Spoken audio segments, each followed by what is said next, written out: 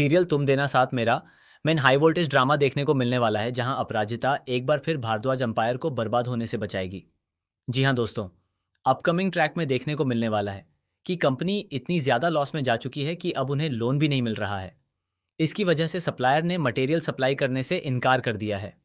जिस monsoon season के लिए कपड़े तैयार होने थे और जिनका कलेक्शन लॉन्च किया जाना था, उसके लिए कंपनी के पास न फंड है और न ही मटेरियल। अब कंपनी के पास सिर्फ एक ही चांस बचा है कि बोर्ड ऑफ डायरेक्टर्स से फंड लिया जाए।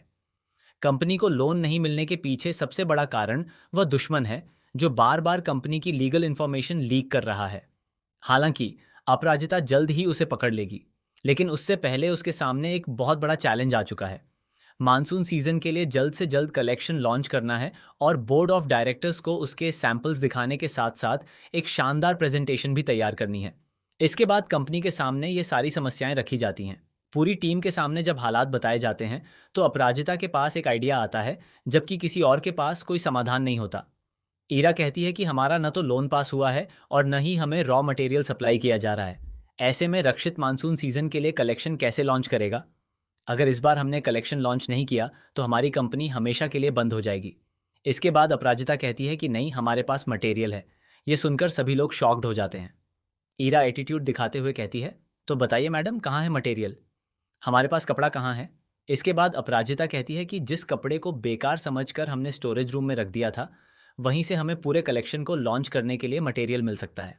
ये सुनकर ईरा बहुत भड़क जाती है और कहती है, क्या तुम इस कंपनी पर ताला लगवाना चाहती हो? क्या तुम चाहती हो कि हम हमारी कंपनी का न्यू कलेक्शन ऐसे मटेरियल से लॉन्च करें? तुम्हारा दिमाग खराब है। इसके बाद अपराजिता एक कुर्ता लेकर आती है जिसमें बहुत छोटी सी कमी होती है।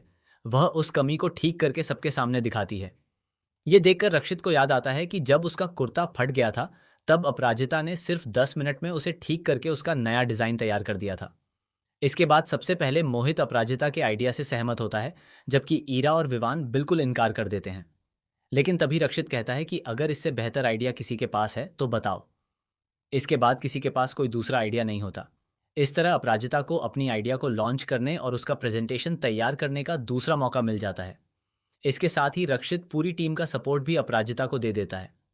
वहीं अपराजिता का झुमका रक्षित के घर रह गया होता है। इसी बात पर मोहित रक्षित को समझाता है और बताता है कि अपराजिता सचमुच उससे प्यार करने लगी है और उसे एक मौका देना चाहिए। मोहित रक्षित से यहाँ तक कह देता है कि उसे अपराजिता से शादी कर लेनी चाहिए। रक्षित भी अब कहीं ना कहीं सोच में पड़ चुका है। वह अपराजिता के झुमके को बार बार देखता रहता है और आखिरकार खुद जाकर वह झुमका अपराजिता को पहनाने का फैसला करता है। लेकिन इसी दौरान एक बड़ा राज सामने आने वाला है। कंपनी में छिपा हुआ वह गद्दार भी जल्द ही अपराजिता की नज़रों में आने वाला है, जो लगातार कंपनी को बर्बाद करने की कोशिश कर रहा है। हालांकि उससे पहले अपराजिता के सामने एक और बड़ी चुनौती आने वाली है। अपराजिता टीम की मदद से एक शानदार प्रेजेंटेशन तैयार करती है, लेकिन कंपनी का वही गद्दार उस प्रेजेंटेशन को खराब करने की पूरी कोशिश करेगा। इसके बावजूद अपराजिता हार नहीं मानती। वहीं ईरा रक्षित से कहती है, देख लो रक्षित, मैंने कहा ही था कि यह लड़की हमें फिर से धोखा देगी। लेकिन यहाँ अपराजिता अपनी पूरी मेहनत से तैयार किए गए कलेक्शन को बोर्ड ऑफ डायरेक्टर्स के सामने बेहद शानदार तरीके से प्रस्तुत करती है।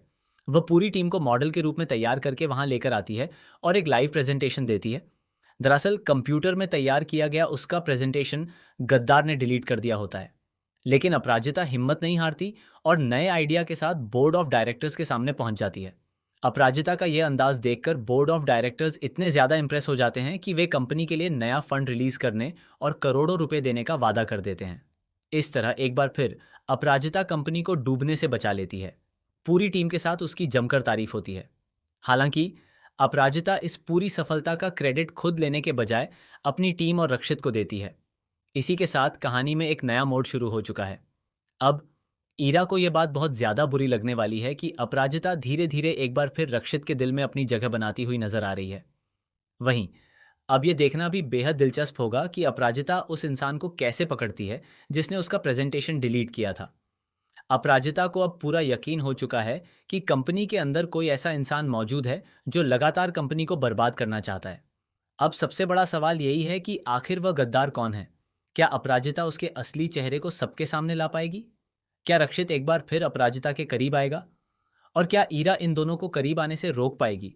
इन सभी सवालों के जवाब आने वाले एपिसोड में देखने को मिलेंगे। ऐसे ही लेटेस्ट अपडेट्स के लिए हमारे चैनल को सब्सक्राइब करना बिल्कुल न भूलें।